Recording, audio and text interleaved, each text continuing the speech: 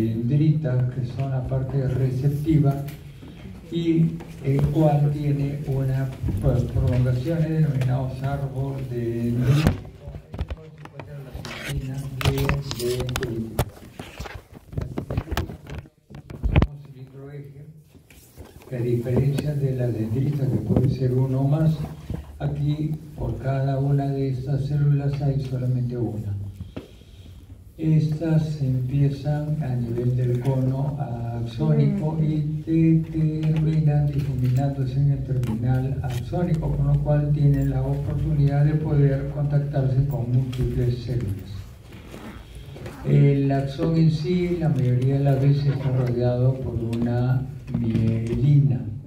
El axón en sí, la parte de lo que corresponde a la membrana, se llama axolema, y la parte que corresponde al citoplasma se llama axoplasma. Bueno, aquí habíamos hecho una revisión, y estas 100.000 millones de neuronas en sí ocupan prácticamente el mismo número de estrellas que hay en nuestra Vía Láctea. A pesar de ser un número tan grande, apenas representa el 15% de todas las células del sistema nervioso. Bueno, esto ya lo hemos explicado. La espina dendrítica es una protuberancia a nivel del árbol dendrítico de ciertas células con las que se amplía su área receptiva. Bien. Típicamente la sinapsis se produce entre una terminal axónica y una espina dendrítica. La mayor área receptiva de la neurona es a nivel de esta parte, justamente. Esto ya lo hemos explicado. En relación con el citoplasma, vamos a tener los siguientes organelas, ¿okay?, con su localización y su función, que eso lo dejo para que lo puedan leer en casa. El electrotono no viene a ser sino una de las dos funciones principales de lo que corresponde a lo que son las neuronas. Las dendritas reciben estímulos excitadores e inhibidores, acá representados a nivel dendrítico, excitatorios con rojo e inhibitorios con azul, lo que ocasiona un cambio en el voltaje que atraviesa el soma como una onda, en esta forma que lo estamos viendo acá, para finalmente alterar el potencial de reposo a nivel del cono axónico, en el cual se lleva una sumación temporal y espacial de los diferentes estímulos, y que es el sitio donde se genera el potencial de acción. La segunda característica fundamental de estas células es la polaridad funcional. ¿Qué significa eso? Significa que los estímulos llegan de manera centrípeta por la dendrita sobre el soma, de esta manera, y el axón conduce el impulso nervioso de manera centrífuga hasta el terminal axónico. Bien, ¿no?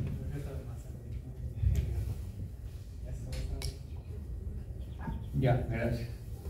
Y el axón conduce el impulso nervioso de manera centrífuga hasta el terminal axónico. Bien. Clasificación de la neurona por la forma de ramificación, teniendo en consideración el cuerpo celular, en este nivel el axón, y el impulso, digamos, la dirección del impulso en sí. De la despolarización, vamos a ver que las dendritas están en esta localización y aquí están los terminales axónicos. Ahora bien, acá podemos visualizar los tres tipos principales de células, que son la neurona unipolar, debido a que justamente hay una sola prolongación que sale del soma, una neurona bipolar, porque son dos las prolongaciones que salen del soma, y multipolar, porque son múltiples las ramificaciones que provienen del soma. Aquí le dejamos los ejemplos de algunas de ellas, ¿ok? Y en el lado izquierdo podemos apreciar esquemáticamente lo que es una célula unipolar, y al lado izquierdo en el ganglio raquídeo, y multipolar a nivel del asta anterior de la médula espinal. La otra forma de clasificación de la neurona de acuerdo a la función que realiza. Acá tenemos las fibras eferentes, las neuronas eferentes, las neuronas aferentes, con los respectivos ejemplos, y las que suelen comunicar una y otra, que son pequeñas en sí, las interneuronas, que suelen ser la mayoría de las veces inhibitorias. La clasificación de acuerdo al tipo de neurotransmisor que sintetiza es la más simple que hay, y depende del tipo de neurotransmisor que están produciendo. Acá solamente le mencionamos algunas de las más de 50 que se conocen actualmente. Por otra parte, pasamos a la siguiente, que es la glía. A pesar de que las neuronas son muy numerosas, la glía le superan ampliamente, ocupan el 85% de las células cerebrales. A ver, déjenme ver algo. Sí, ok, esto está bien. Bien, entonces aquí vamos a ver que se distribuyen en dos partes, a nivel del sistema nervioso central, pero también en el sistema periférico. El astrocito vamos a tener de dos tipos: el astrocito protoplasmático y el astrocito que está en la sustancia gris, y el astrocito fibroso que se localiza en la sustancia blanca. Como estamos viendo acá, ambas tienen prolongaciones y suelen contactarse con tres tipos de target u objetivos. La primera de ellas son los capilares encefálicos en esta forma, y el contacto se lleva a cabo a través de los pies perivasculares. El segundo es a nivel de la superficie ventricular y pial, y el tercero a nivel de los contactos sinápticos. A continuación les ponemos las funciones para que se diviertan leyéndolo y estudiándolo en casa. El oligodendrocito, cuando se localiza en la sustancia blanca, forma la mielina de las fibras centrales, pero cuando se localiza en la sustancia gris va a formar lo que es la célula satélite neuronal, que tiene funciones metabólicas. La microglia, acá le dejamos las funciones para que lo puedan leer. En la célula ependimaria con sus funciones. A nivel del sistema periférico tenemos la célula Schwann, y de ellas tenemos tres tipos. La célula de Schwann mielínica, que típicamente pues se va a rodear lo que es un axón periférico, pero a diferencia del oligodendrocito, en ella hay capacidad de regeneración, debido a que la célula de Schwann posee lo que es el neurilema y el factor de crecimiento nervioso, algo que no tiene el oligodendrocito. La otra diferencia interesante es de que mientras el oligodendrocito, a ver, déjenme ver acá algo. Mientras que el oligodendrocito puede contactarse con varias fibras nerviosas, un promedio de 8 a 12, cada célula Schwann rodea una parte de un axón exclusivamente. Por otra parte tenemos la del segundo tipo, que es la célula Schwann amielínica. En este caso estamos viendo cómo diferentes axones están dentro del citoplasma de la célula Schwann, las cuales están dentro para un aislamiento eléctrico fundamentalmente, pero no tienen mielina. Y la tercer tipo de célula Schwann es la célula Schwann terminal o teloglia, las cuales se encuentran a nivel de la unión neuromuscular y sirve para facilitar que el potencial de acción ingrese a nivel de los músculos, ¿okay? Y regular el flujo de mismo. Por otra parte, también tenemos más células gliales a nivel periférico, solo por mencionar dos.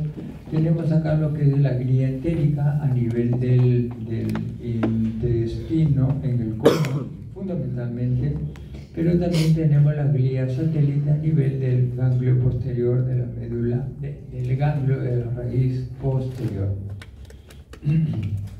La fibra nerviosa, esto es bastante simple. La estructura de un nervio en general está constituido por un ramillete de axones.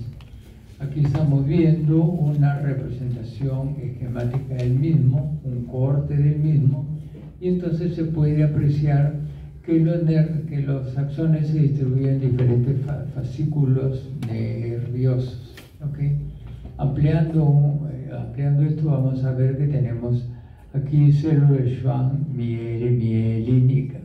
amielínica, que ya lo hemos visto, y célula Schwann mielínica, es decir, podemos tener de ambos tipos.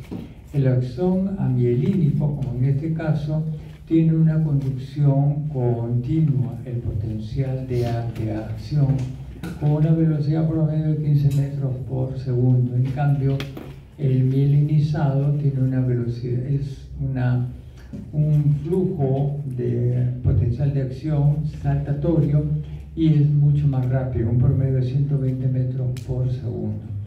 No estamos familiarizados con este tipo de velocidades, de esta manera que 15 metros por segundo representa 54 kilómetros por hora, lo cual es rápido, pero 120 metros por segundo representa 430 kilómetros por hora, es decir, esta es una comunicación instantánea que hay en diferentes partes del sistema nervioso central. Bien, la clasificación de los nervios tenemos por el sentido en que se transmite el impulso, podemos tener fibras motores, sensitivas y la mayoría que son mixtas. Por el origen nervioso tenemos aquellos que se originan del tronco cerebral, los nervios craneales, o de la médula espinal, los nervios raquídeos. Y de acuerdo según la función de conexión con el sistema nervioso de la vida, relación o vegetativo, los nervios somáticos en el lado izquierdo, que son los voluntarios, o los vegetativos, que son totalmente involuntarios. El siguiente punto interesante es la sinapsis química y su función. Las partes lo estamos viendo acá. Si bien el impulso es en este sentido, de la neurona 1 a la neurona 2, vamos a ver que tenemos el botón terminal o axónico, vamos a tener la hendidura sináptica y vamos a tener finalmente la célula diana. La mayoría de las veces es otra neurona, pero puede ser un músculo, una célula muscular o una célula endocrina. El potencial de acción se acerca por este nivel a toda velocidad y va a estimular el canal de calcio dependiente de voltaje. Esto hace de que ingrese calcio y el calcio, una vez ingresado, hace que las vesículas sinápticas se desplacen. Estas vesículas van a contener el neurotransmisor y este se desplace hacia la membrana. Estamos mencionando acá la membrana presináptica, se abra a este nivel, se vierta el neurotransmisor, viaje a través de la hendidura sináptica y va a interaccionar con los receptores postsinápticos a nivel de la membrana postsináptica. ¿Okay? Aquí, digamos, puede causar dos fenómenos: producir el electrotono, que anteriormente ya lo habíamos mencionado, y si el estímulo es repetitivo y más intenso y todo, va a ocasionar lo que son una alteración en el entarimado sináptico o red sináptica, que va a conducir a una modificación de los genes de la célula que está a continuación. ¿Okay? Con una actividad transmembrana. Un tema interesante son la bomba de recaptación de neurotransmisores en la membrana presináptica, que sirve para poder recaptar el neurotransmisor que no ha sido utilizado. Y esto ingresa nuevamente a la membrana sináptica. Es decir, el sistema no desperdicia nada. Bien. La enzima que degrada el neurotransmisor actúa inhibiendo o destruyendo el neurotransmisor luego de su acción sobre el receptor postsináptico. Además de este sistema de, digamos, de bomba de recaptación, tenemos también una enzima que se encuentra acá. De esta manera de que se garantiza que el neurotransmisor liberado actúe y después desaparezca. ¿Ok? Esto que le estamos mencionando acá es lo mismo que le hemos explicado y que se lo dejo para que lo lean en casa. La sinapsis química también es igual, solamente que están en diferentes partes para que lo puedan revisar con tranquilidad. Los tipos de sinapsis por el tipo de célula terminal, como le dije, la mayoría son de tipo neuronal. Tenemos neuromuscular y tenemos neuroglandular. Por el tipo de sinapsis química, por el tipo de contacto, ¿okay? Cuando de una neurona se contacta con la otra, tenemos axodendrítica, en este caso, que es la mayoría, y en este caso termina a nivel de las espinas dendríticas. El axo somático, como lo estamos viendo aquí, y también tenemos el axo axónico, que generalmente causa una inhibición. Tipo de sinapsis, pues, por su función tenemos excitadora. Si aumenta la posibilidad de producir un potencial de acción, es decir, si genera el ingreso de sodio a nivel de la membrana postsináptica.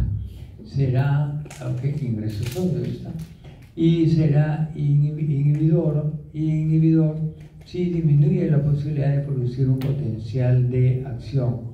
Esto es por ingreso del ion cloro, como está acá, o modulador si cambia el patrón y la frecuencia del potencial de acción. Como vamos a ver ahora, esto está en relación con el potencial de acción. En relación con la filogenia, debemos ver de que los primeros seres vivientes fueron organismos unicelulares sin sistema nervioso, que apareció hace 4.000 millones de años. Los representantes actuales son las bacterias.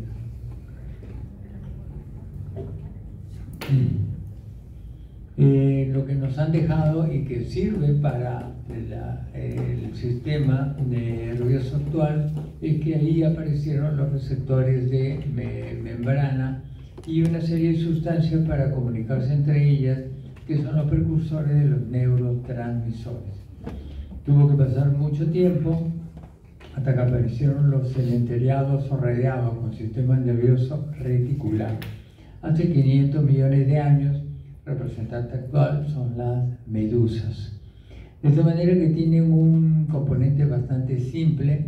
La neurona sensitiva, ya hay una célula que se ha especializado en recibir información, se contacta directamente con la neurona motora, es decir, otra célula que se especializa en causar una contracción del músculo, es decir, estimula a un músculo.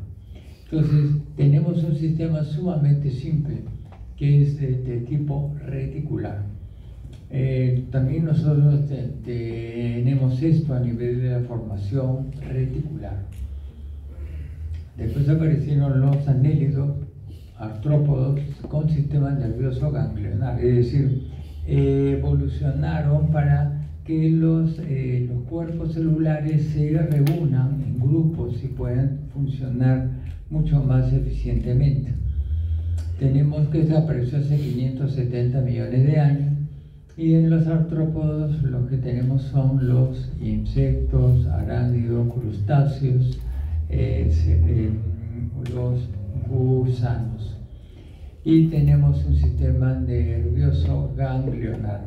Nosotros también tenemos esto con nuestros ganglios vegetativos, simpáticos y parasimpáticos, y tenemos los ganglios sensitivos en la a nivel de la raíz posterior de la médula espinal. Después apareció los recordados con el anfioxus actualmente, con un sistema nervioso medular. Se organizó para que estén a nivel del cuerpo del animal, a nivel dorsal, central, ¿ok? Y fundamentalmente posterior. Hace 520 millones de años, las ascidias son los representantes actuales. Y como se puede ver, tiene un sistema de una médula espinal y un ganglio cerebral, pero que no es un encéfalo. El encéfalo recién aparece acá con los ciclóstomos. Y a este nivel apareció hace más o menos 470 millones de años. La lamprea es el representante actual. Aquí tenemos un sistema encefálico primitivo cuyo telencéfalo es fundamentalmente bulbos olfatorios. Y tenemos un diencéfalo con una glándula pineal, y tenemos un mesencéfalo y un rombencéfalo. Todavía no aparece ni la protuberancia ni el bulbo, menos el cerebelo. Esto aparece después.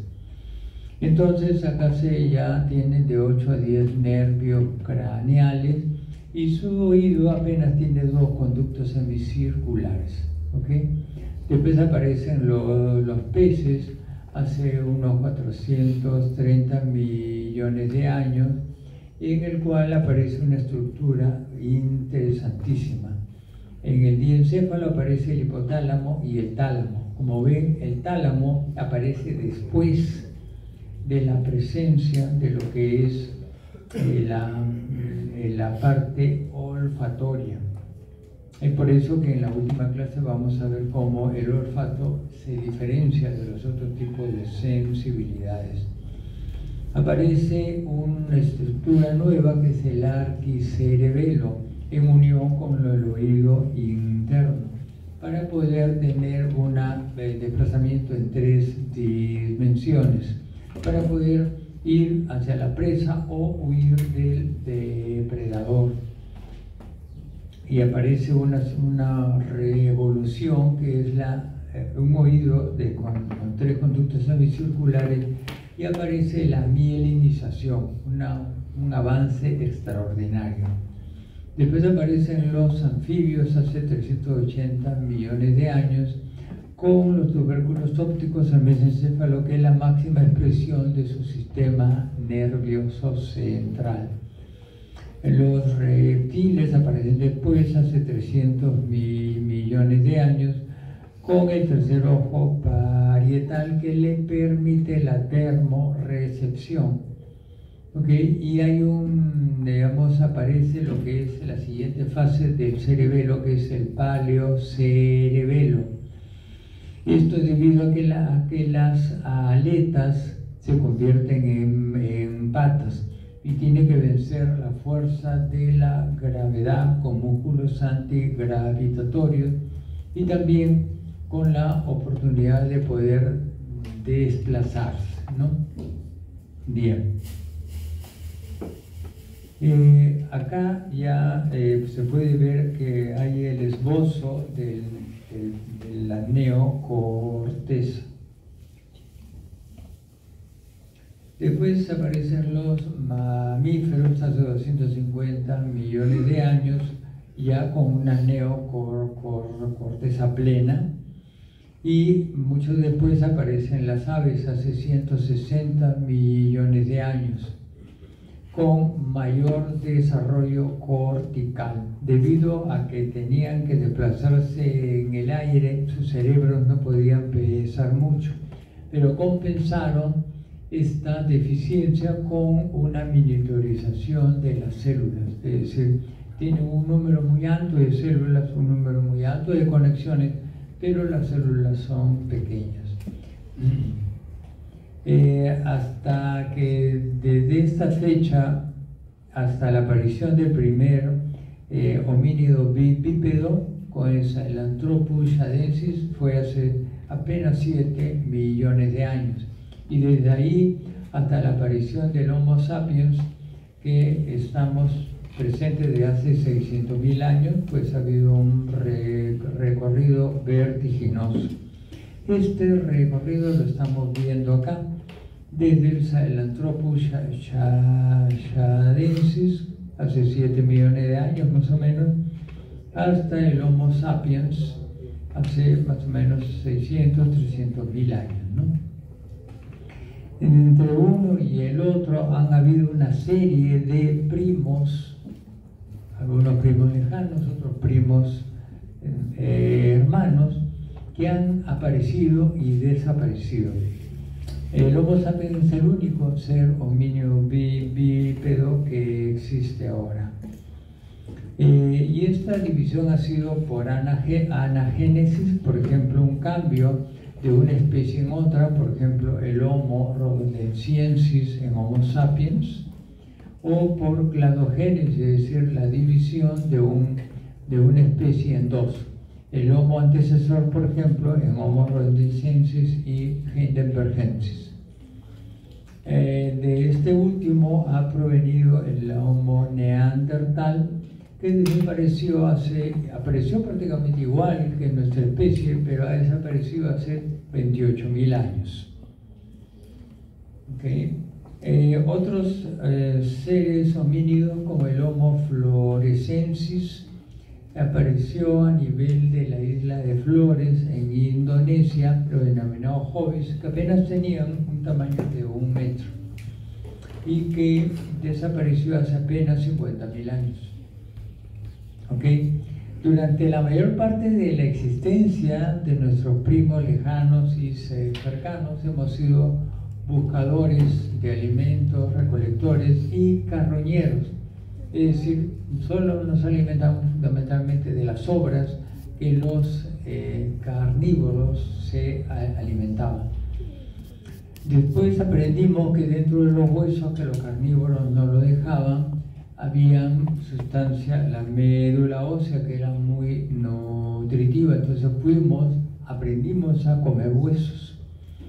Y recién desde hace poco más de 1 millón de años hemos tenido la capacidad de poder comunicarnos, expresar ideas y organizarnos para convertirnos en cazadores, a pesar de las deficiencias físicas tan grandes, no tener uñas como garras, ni dientes afilados como un tigre, ni la velocidad, ni la fuerza de otros animales, pues hemos podido convertirnos en cazadores, además de continuar como recolectores.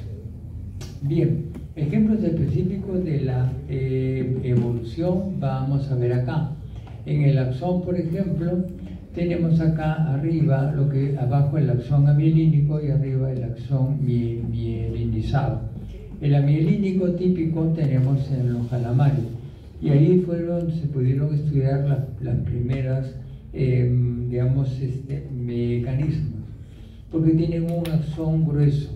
Para que el calamar pueda funcionar, su axón tiene que ser tan grueso que puede visualizarse y puede introducirse una serie de electrodos dentro.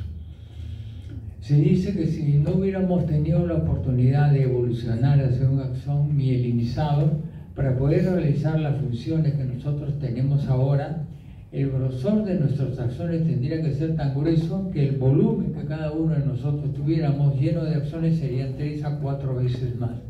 Imagínense en los obesos mórbidos cómo sería el cuerpo. Sería una pelota completa, ¿no? De tal manera de que no solamente sirve para lo que es la velocidad de conducción, sino también para evitar que el axón necesariamente tenga que ser grueso. El axón mielínico, a diferencia del amielínico, que su, conducción es continua, acá es una conducción saltatoria, y apareció en los peces. Así que debemos agradecer a los peces no solamente cuando lo comemos en el almuerzo, sino también gracias a ellos es que tenemos la mielinización. El otro ejemplo típico es el cerebelo, cuya presión evolutiva hizo su aparición y desarrollo. El arquicerebelo apareció con los peces y en conjunción con el oído interno. ¿Ok? De esta manera, para poder desplazarnos en las tres dimensiones, y sirve para la coordinación motora en relación con el equilibrio. El paleocerebelo, que está acá a nivel del vermis, y el paravermis apareció en los reptiles en unión funcional con la médula espinal, y fue la presión evolutiva del cambio de aleta a pata para la coordinación motora y tono muscular en relación con músculos antigravitatorios y de la locomoción.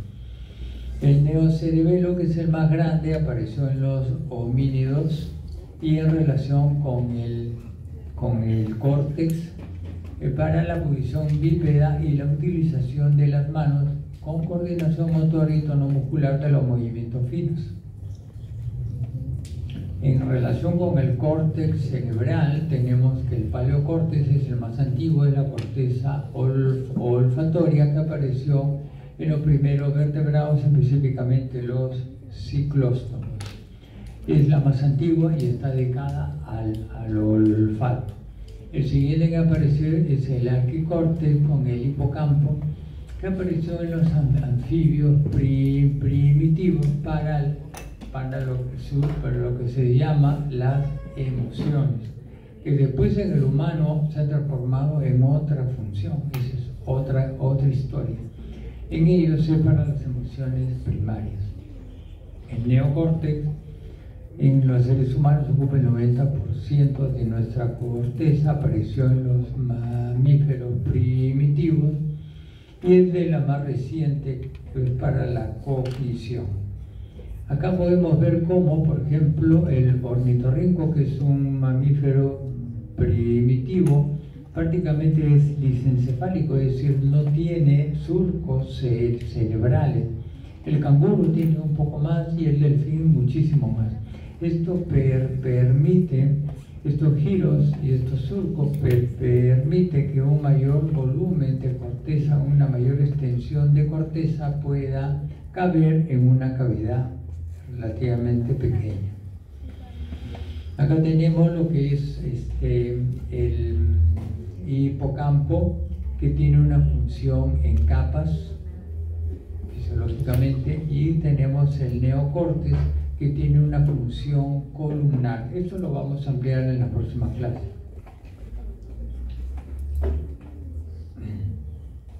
En relación con el lóbulo prefrontal, vamos a ver que esto se desarrolla en los mamíferos superiores. Acá el gato tiene una mínima cantidad, el perro es más grande, y en los homínidos bípedos mucho más. En el Mono erectus abarca el 17%, en cambio en el humano el 30% de ellos.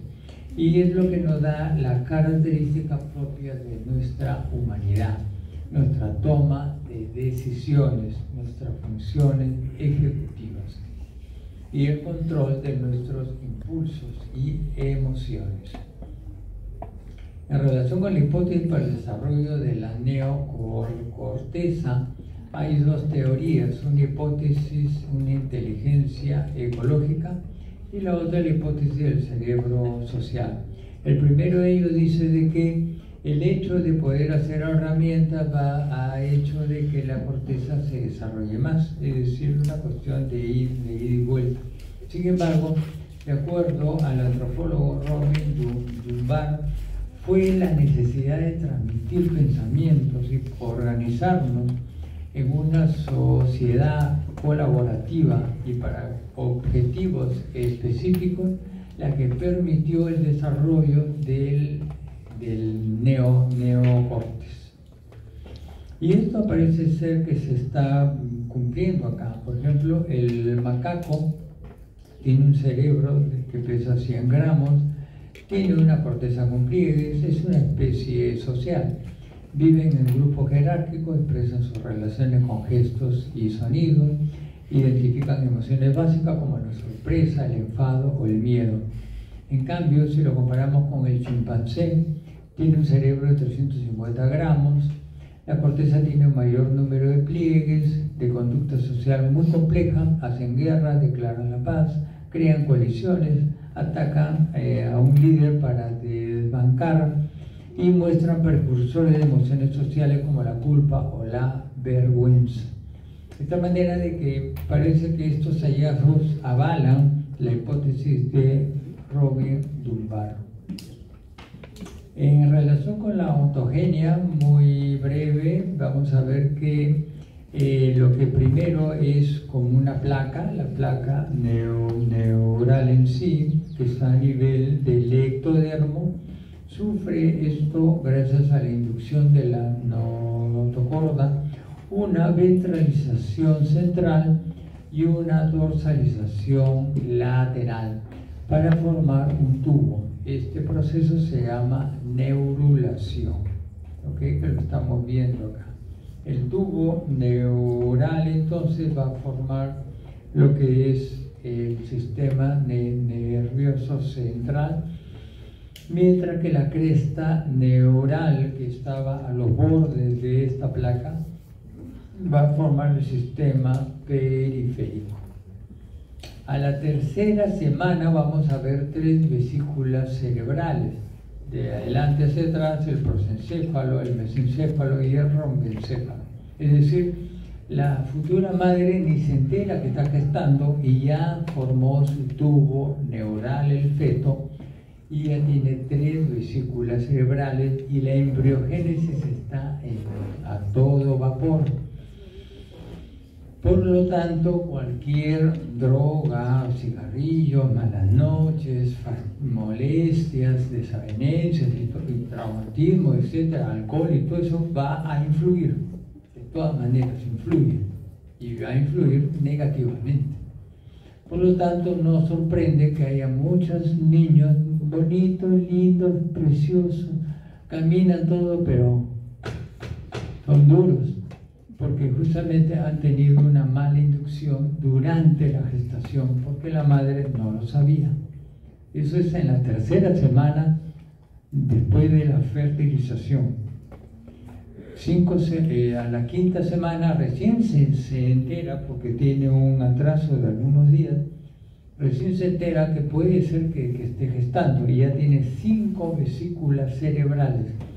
El prosencéfalo se divide en telencéfalo y diencéfalo, el mesencéfalo sigue con el mismo nombre, y el rombencéfalo, esa parte del ciclóstomo que todavía tiene un encéfalo primitivo, en el ser humano se divide en lo que es el metencéfalo, que formará lo que es la protuberancia, y el mielencéfalo.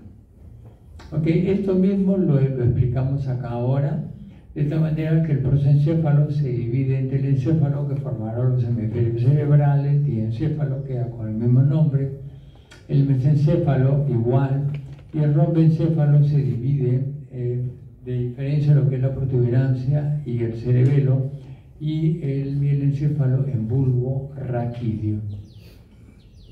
Aquí estamos viendo que, digamos, la unión del cerebro con hemisferios es la unión, el cerebro es hemisferios cerebrales y diencéfalo, pero la unión del cerebro más el tronco cerebral y el cerebelo forman el encéfalo. Pasemos ahora a la morfología externa y áreas. Acá tenemos, cada hemisferio va a tener 3 polos, un polo frontal, un polo occipital y un polo temporal. Va a tener 3 caras, una cara lateral, una cara medial y una cara basal. Tiene 2 bordes, un borde interno en todo este nivel y un borde externo en todo este otro nivel. El encéfalo en sí, lo estamos viendo, los hemisferios cerebrales, está dividido por surcos muy profundos llamados cisuras, un surco profundo que suele separar los lóbulos en sí, y los surcos que son poco profundos y suelen separar giros. Acá tenemos una cisura central o de Rolando en este nivel por delante y acá tenemos la otra que es lo que se conoce como la cisura lateral o de Silvio. Delante del mismo tenemos el lóbulo frontal, una de sus funciones es la función motora. Detrás de la cisura central tenemos el lóbulo parietal, una de sus funciones es la sensitiva. Hacia abajo, lo que tenemos debajo de la cisura lateral, el lóbulo temporal, una de sus funciones es la audición, y hacia atrás el lóbulo occipital. Para poder, que es para la parte de la visión, para poderlo más o menos diferenciar, tenemos acá el surco parieto occipital, la parte externa del surco parieto occipital que se va por la parte interna, y acá tenemos la incisura preoccipital, una pequeña muesca más o menos a 5 centímetros del polo, una línea digamos imaginaria que una ambas estructuras es lo que forma lo que es el lóbulo occipital. Ahora bien, aquí estamos viendo cómo la cisura lateral o de Silvio tiene dos bordes o labios, igual que la cisura central. Entonces vamos a hacer un corte coronal en este nivel y lo que apreciamos acá es justamente eso. Acá tenemos la cisura lateral o de Silvio. Entonces estos labios, también llamados opérculos, abriendo los opérculos de la cisura de Silvio, vamos a tener en profundidad lo que es la ínsula. Y la ínsula acá está representado en color marrón. ¿Ok? Bien. Entonces esta ínsula es el denominado cerebro visceral. Ampliando entonces, abriendo, tenemos acá la cisura de Silvio, lóbulo frontal, lóbulo temporal y la ínsula en el medio. Si en lugar de abrir los labios en sí, hacemos un corte, vamos a ver que la ínsula está representada en esta forma. Otra parte interesante en la cara interna es el lóbulo límbico que está alrededor del cuerpo calloso y del tronco cerebral, ¿okay? Que es para las emociones. Giro es igual que circunvolución, y aquí, si bien lo que estamos viendo, el giro es la parte externa en sí, en realidad la cresta de un giro, la cresta, la parte superficial, lo que vemos, se llama girum. Y el girum en sí es solamente esta parte que estamos viendo acá, la parte superficial. Sin embargo, el giro completo va mucho más profundamente. ¿Okay? El plural de girum es gi. Bien. Vamos a ir viendo entonces las diferentes partes. Aquí vamos a ver lo que es el lóbulo frontal. Como le dije, está delante de la cisura central y por encima de la cisura de Silvio. Tenemos un surco precentral, un surco frontal superior, surco precentral, surco frontal superior, y tenemos un surco frontal inferior que divide el lóbulo frontal en la cara externa en 4 giros. El giro frontal superior o primer giro frontal, el giro frontal medio o segundo giro frontal, el giro frontal inferior o tercer giro frontal y el cuarto giro frontal, frontal ascendente, precentral o prerolántico. ¿Okay? Ampliando esta región vamos a ver cómo el giro frontal inferior a nivel de la cisura lateral va a tener un brazo anterior, un brazo ascendente y un brazo posterior, que es el resto de la cisura de Silvio.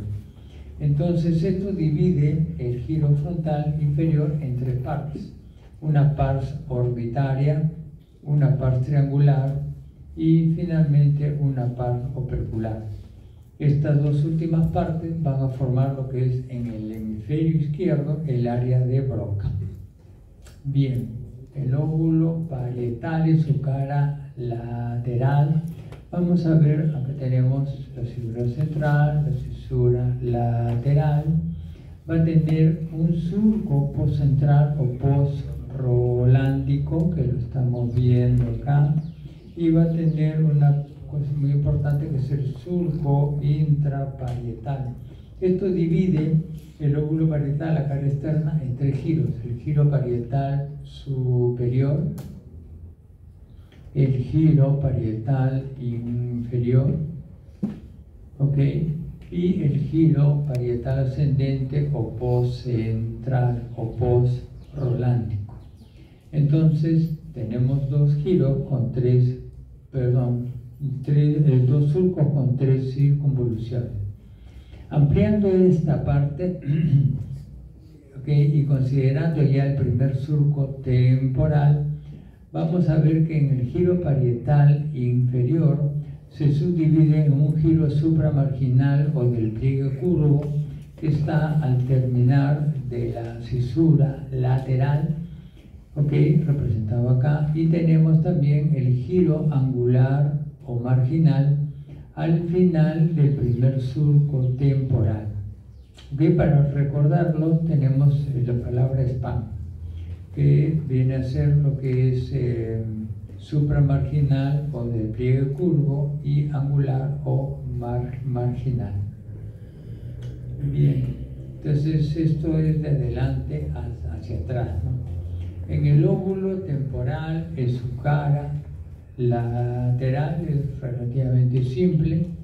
Vamos a ver acá la cisura lateral o de Silvio. Tenemos ya algo mencionado, el surco temporal superior o paralelo porque corre paralelo a la cisura de Silvio. Y tenemos el surco temporal inferior, dos surcos que dividen en tres giros: el giro temporal superior o primer giro temporal, surco temporal medio, giro temporal medio o segundo giro temporal, y el giro temporal inferior o tercer giro temporal. Ampliando un poco esto, a nivel del primer giro temporal,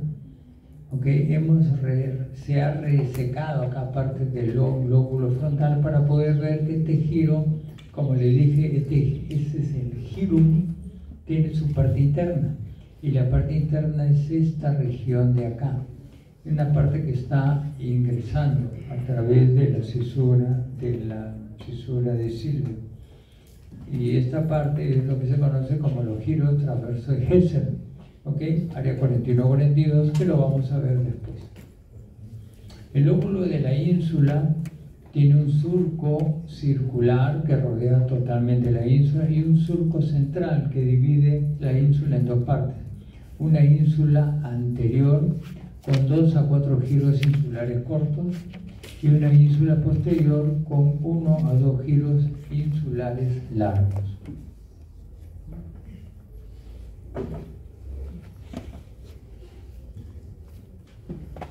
Ahora vamos a ver lo que es el lóbulo frontal, parietal y occipital, pero en lo que es en la cara medial. Acá lo estamos viendo. Aquí podemos apreciar la cisura central, el surco parieto occipital, lo que mencionaba como límite del lóbulo occipital. Tenemos la cisura calcarina, que como les dije, suele separar lóbulos, pero en este caso no, porque va a estar dentro del lóbulo occipital. Y acá tenemos el surco calloso marginal o del cíngulo. Por delante de la cisura central tenemos el lóbulo frontal, por detrás de la cisura central y por encima de la cisura, y por delante del surco parietal o parieto occipital tenemos el lóbulo parietal. Y entre el surco parieto occipital y por debajo de la cisura calcarina, el lóbulo occipital. Bien, tenemos acá el primer giro frontal o frontal superior, que ya lo hemos estudiado en la cara externa, solamente que en la parte interna es una prolongación. Tenemos el surco precentral en este nivel y el surco postcentral en este otro. Entre ambos va a estar el lobulillo paracentral. Es decir, el lobulillo paracentral forma parte del lóbulo frontal y parte del lóbulo parietal. Acá atrás, entre lo que es el surco postcentral y el surco parieto-occipital, tenemos el lobulillo cuadrilátero o precuña. Precuña porque está antes de la cuña, y la cuña está justamente en este lado, entre el surco parieto-occipital y la cisura calcarina. Por debajo de este último tenemos el giro lingual, que también pertenece al lóbulo occipital. ¿Okay? Bien. El lóbulo límbico, la cara medial, lo estamos viendo acá. El lóbulo límbico tenemos que limita por encima con el surco calloso marginal o del cíngulo. ¿Okay? Y acá abajo tenemos lo que es el surco temporo-occipital medial, que vamos a ampliarlo. Entonces estos son los límites de lo que es el lóbulo límbico en sí. El lóbulo límbico está constituido por 4 partes. Una parte bien extensa es el cíngulo o giro del cíngulo. Okay. Acá abajo tenemos lo que es el giro para hipocampal. Okay. En la parte anterior, por encima, en esta región tenemos la región septal, y una parte que une el cíngulo con el giro parahipocampal se llama el istmo. Esas son las 4 partes del lóbulo límbico. Bien, ampliando esta parte anterior del giro parahipocampal en esta región, vamos a ver que tiene a manera de un gancho. Por eso es que se llama uncus. ¿Okay? Toda esta región se llama uncus. Y el uncus tiene un surco denominado surco renal. Por dentro del mismo tenemos la región prepiriforme y por fuera del mismo la región entorrinal. Ampliando un poco esta parte de lo que es el cuerpo calloso, vamos a ver que tiene partes. El cuerpo calloso tiene 4 partes. Tiene una parte que se llama pico o rostrum, genu o rodilla, cuerpo, tronco y rodete o esplenio. ¿Okay? Para una estructura, digamos, de relación tenemos el trígono fornix, la comisura blanca inferior y la lámina terminal. Acá vemos otra forma de estudiar el cuerpo calloso. Mientras que la rodilla va a unir los lóbulos frontales, el cuerpo va a unir fundamentalmente los lóbulos parietales, el rodete, los lóbulos occipitales. ¿Okay? Ampliando lo que es la región septal, vamos a ver que tenemos un giro subcalloso y posteriormente tenemos el giro paraterminal, que son los 2 giros que constituyen la región septal. Ahora vamos a ver el lóbulo frontal y temporal en su cara basal. ¿Okay? Acá lo estamos viendo, tenemos dividido los 2 hemisferios a través de la cisura interhemisférica. Acá tenemos el hemisferio derecho, porque lo estamos viendo de la parte basal. Acá tenemos el hemisferio cerebral izquierdo. Tenemos el polo frontal, tenemos el polo temporal y acá abajo el polo occipital. A nivel del lóbulo frontal tenemos un surco olfatorio donde discurre lo que es la cintilla y el bulbo olfatorio. ¿Okay? Bien. Y acá, con bastante imaginación, podemos apreciar lo que los estudiosos dicen que es un surco en H. No sé si alguien puede distinguir un surco en H, pero ese es el nombre que le han dado. En buena hora, porque eso divide el lóbulo, la cara basal del lóbulo frontal en 4 partes relativamente simples. Lo divide en lo que es 4 giros orbitarios: el anterior, el posterior, el medial y el lateral. La unión de todos estos, conjuntamente con este otro giro que está acá, que es el giro recto u olfatorio interno, la unión de este giro con los otros cuatro va a formar lo que se conoce como la región o lóbulo orbitario. A nivel del lóbulo temporal vamos a ver que tenemos el surco temporal inferior, que no se veía en la cara externa. Tenemos el surco temporo-occipital lateral. Entre ambos tenemos el giro temporo-occipital lateral o cuarto giro temporal. Recuerden que en la parte externa teníamos el primero, segundo y el tercer giro temporal. Acá ya estamos viendo el cuarto giro temporal. Después tenemos más interno el surco temporo-occipital medial o colateral. Y entre este y el surco temporo-occipital lateral se distribuye lo que es el giro temporo-occipital medial, llamado también quinto giro temporal o giro fusiforme. Bien. Entonces acá podemos representar en esquema el giro fusiforme, que como vamos a ver al final de la clase tiene una importancia en la prosopagnosia. El lóbulo frontal tenemos acá. El lóbulo frontal es toda la estructura que está por delante de la cisura central. Sin embargo, la cisura central es esta, constituido, como vamos a ver, por la corteza motora y premotora. Delante de todo esto está toda esta estructura grande, la mayor parte, que forma lo que se conoce como lóbulo prefrontal, que son para las funciones ejecutivas. Aquí se distinguen tres regiones. Tenemos la región ventromedial, tenemos la región órbitofrontal, que está representado aquí, y tenemos la región dorsolateral. Vamos a hablar ahora de las meninges y el líquido cefalorraquídeo. Tenemos acá, veamos la dura madre, aracnoides y pía madre, para verlo más claramente. En el cráneo, la dura madre se divide en dos, en dura madre endostal y dura madre meningial. Entre ambas pueden estar unidas o pueden también estar muy próximas o puede haber un espacio para formar los senos venosos. Por dentro tenemos el aracnoides para el líquido cefalorraquídeo y en contacto con el parénquima cerebral la pía madre. El sistema circulatorio lo estamos viendo acá, el ventrículo lateral, en este caso del hemisferio izquierdo, tenemos el cuerno frontal o anterior, la encrucijada o cuerpo, el cuerno occipital o posterior y el cuerno temporal.